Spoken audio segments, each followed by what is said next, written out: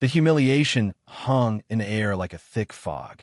"Don't you ever talk back to me, Marcus," hissed the white man, his voice low and dangerous. "You are nothing here. Nothing. Clean this room now, or don't bother coming back tomorrow." "Sir, the floors are spotless. I've cleaned them again and again," replied Layla, the black woman in a faded uniform. Her voice was steady, but her hands trembled. Without another word, Marcus took a full cup of cold water from the conference table and, in one smooth, deliberate motion, poured it directly over Layla's head. The icy water drenched her thick curls, ran down her face, soaked through her uniform shirt, and pooled at her feet on the freshly mopped marble floor. The shock of the cold made her gasp, but it was the calculated cruelty in the act that stole her breath completely. "Now," Marcus said with a smirk, "you have something real to clean up." But what Marcus didn't know was that he hadn't just humiliated a janitor. He had humiliated Layla Jordan, the very woman who held the power to destroy his career and change everything about the company he thought he controlled. Before we get deeper into this story, take a second to hit the subscribe button if you believe everyone deserves dignity and respect, no matter who they are. Drop a comment telling us where you're watching from, and you'll definitely hear back from me. The executive floor of Jordan Dynamics gleamed under harsh fluorescent lights, the polished stone floor so smooth it reflected the tailored suits and polished shoes of those who worked there. Layla Jordan, disguised in a navy blue cleaning uniform with a name tag that read Maya, pushed her mop slowly, methodically, across the immaculate surface. The hands that had once signed multi-million-dollar contracts now gripped a mop handle, raw and chapped from industrial cleaning agents. Every step she took was a test of her patience and pride. As she worked, the familiar click of expensive Italian leather shoes approached from behind. Dylan Mercer, operations manager, a man who had once sat in the same boardroom as her father, now towering over her with a folder of reports clutched in his manicured hands. He didn't look at her, of course. To him, she was just another faceless member of the cleaning crew.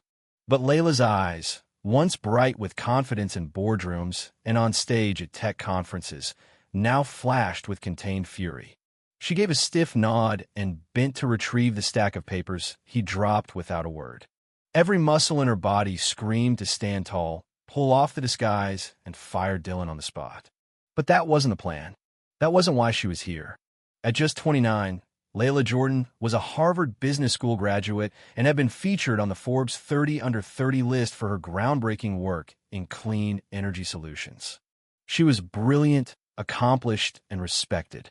But she wasn't here as herself. Jordan Dynamics was not just a company. It was a legacy. Founded by her father, Charles Jordan, 40 years ago with $1,500 and a dream, it had grown into a $7 billion tech giant and an example of what Black excellence could build in Silicon Valley. Her father had led with two core values, innovation and integrity. But after a heart attack 6 months earlier, Charles was forced to slow down, and succession had gone from future conversation to an urgent decision. Layla, his only child and the heir apparent, was the obvious choice. But her father had concerns that led them to a life-changing conversation over dinner one night. "You've got the education and the skill, Layla," he said, his voice carrying the deep weight of experience.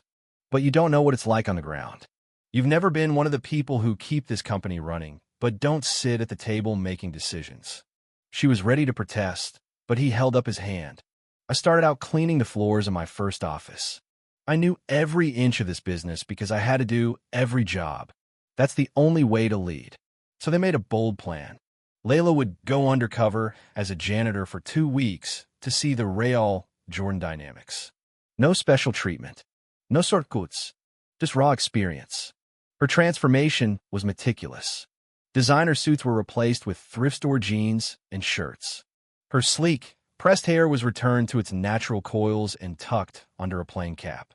Her manicured nails were trimmed bare. Her signature glasses swapped for plain frames. Even her walk, her stance, her energy, everything changed.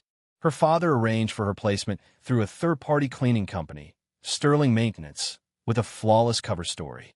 And so, Layla Jordan became Maya Brown, the invisible cleaner. Her first shift started at 10 p.m. The orientation was brisk. Here's your keys. Here's your checklist. Don't steal. Don't be late. Don't cause problems. And just like that, she was inside the belly of the beast. No one made eye contact. No one acknowledged her presence. People spoke openly around her, revealing private company information as if she was furniture. The physical labor was grueling. Her hands blistered, her back ached, and her pride was tested. But the worst part wasn't the work, it was how they treated her. By the third night, Dilla Mercer was inspecting her work. Harshly, nitpicking invisible streaks on windows, demanding re-vacuuming of spotless carpets, and criticizing her for things that weren't even her responsibility. And then there was Marcus Reed. At 47, Marcus was the senior facilities supervisor, a man who had clawed his way into management and now ruled the cleaning staff with a cruel precision. To the executives, he was efficient. To the janitors, he was a tyrant. He especially loved tormenting Maya, the new girl. Maybe he sensed her strength. Maybe it threatened him. Whatever it was, he made her his target. He found fault where there was none. He sent her to re-clean areas that had already been spotless. He embarrassed her in front of others. And when he poured that cup of water over her head, it wasn't an accident. It was his way of showing he had power. Or so he thought. What Marcus didn't know was that Layla had been documenting everything. Every insult, every threat, every abuse. And Marcus wasn't the only problem. Ethan Price, director of marketing, was another. On her second week, she was assigned to his floor. He made her clean his office over and over, nitpicking imaginary mistakes until her shift was almost over.